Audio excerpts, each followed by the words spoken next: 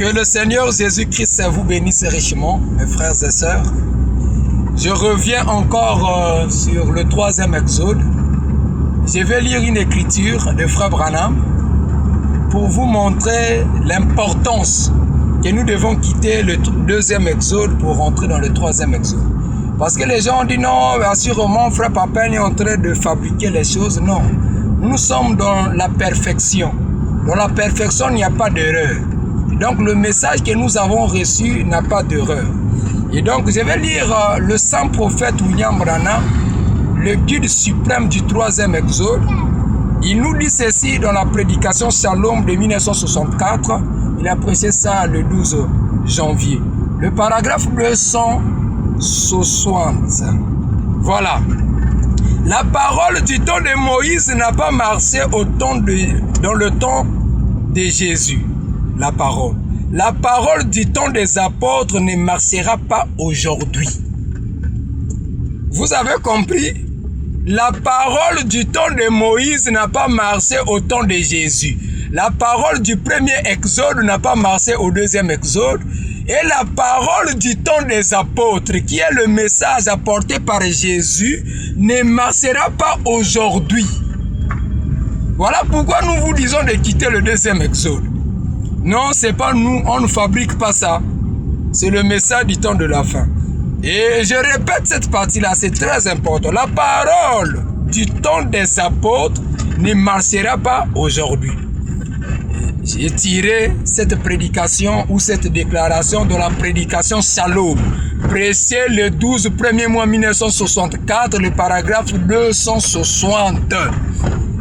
Voilà. Toi qui prends note, tu peux relire.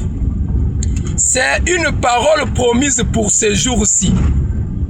Ils l'ont dit eux-mêmes. Ils ont exprimé cela par le Saint-Esprit, disant ce qui arrivait dans les derniers jours, dont l'Église sera emportée, enflée d'orgueil. Et la prostituée, ainsi de suite. J'arrête d'abord la citation par là. C'était simplement pour vous rappeler que l'émission sur le 3e exode n'a pas pris fin. N'écoutez pas ce que disent les gens. Nous avons de l'uranium enrichi.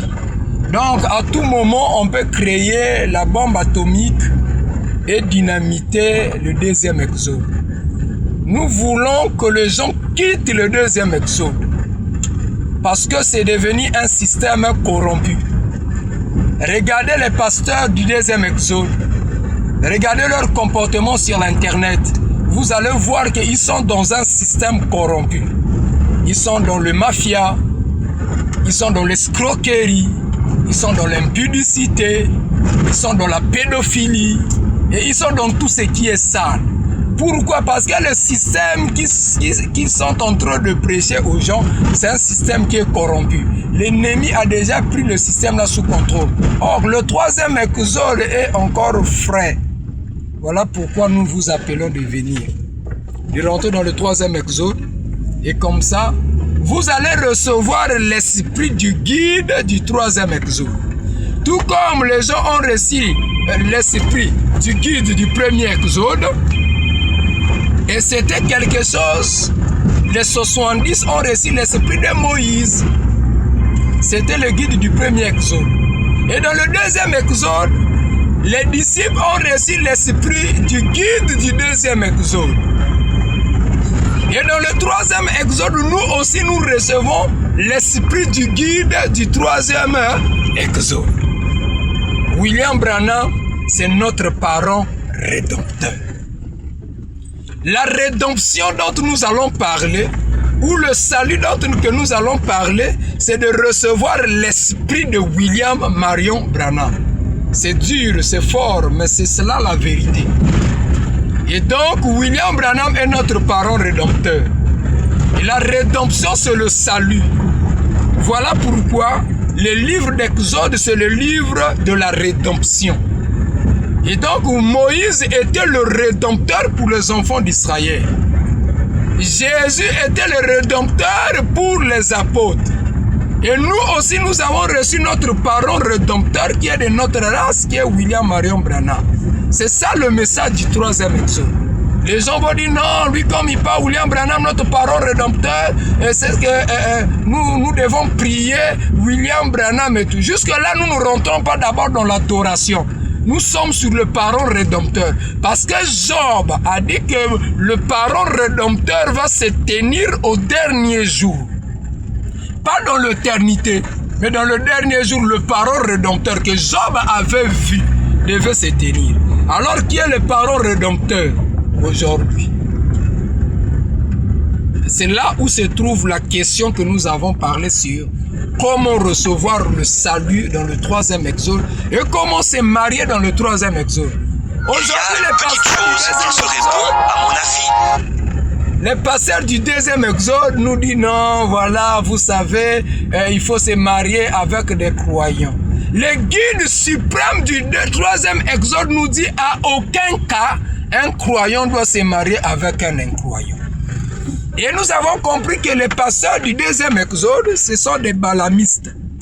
Et qu'a fait Balaam? Balaam a enseigné aux enfants d'Israël de prendre des femmes moabites. Et cela a amené la mort dans le camp. Ça a amené la mort. Donc les pasteurs du 2e exode, ce sont des balamistes. C'est eux qui nous enseignent le mariage. Ils vous enseignent à vous de prendre des femmes païennes. Non, le guide suprême du 3e exode a dit à aucun cas un croyant doit se marier avec un incroyant. À aucun cas.